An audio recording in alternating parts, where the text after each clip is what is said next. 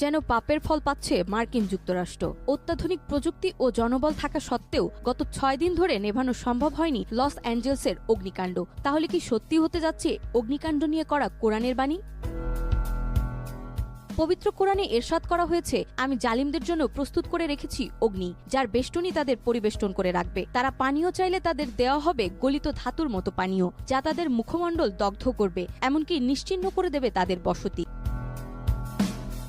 গাজা ধ্বংসে একের পর এক ইসরায়েলকে সহযোগিতা করে জালিমের তকমা পেয়েছিল যুক্তরাষ্ট্র। এবার কোরআনের বাণী অনুসারে সেই জালিমদের জন্যই অগ্নিকাণ্ড ঘটিয়েছে আল্লাহ তাআলা, এবং সেই অগ্নিকাণ্ডে ধ্বংস হচ্ছে যুক্তরাষ্ট্রের লস অ্যাঞ্জেলসের বাড়িঘর, সম্পদ, এমনকি প্রাণহানির ঘটনাও ঘটেছে সেখানে।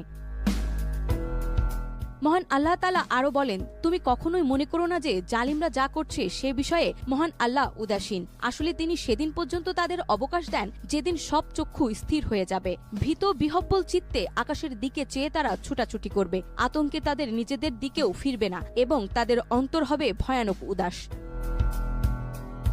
বর্তমান যুক্তরাষ্ট্রের দিকে তাকালে কোরআনের প্রতিটি বাণীর চিত্রায়ন দেখা যায়। লস অ্যাঞ্জেলসের অগ্নিকাণ্ডে আতঙ্কে বাড়িঘর ছেড়ে অন্যত্র যেতে দেখা যায় সেই অঞ্চলের বাসিন্দাদেরকে। সব হারিয়ে কাউকে করতে দেখা গেছে আর্তনাদ, কারো বা দেখা গিয়েছে উদাসীন দৃষ্টি।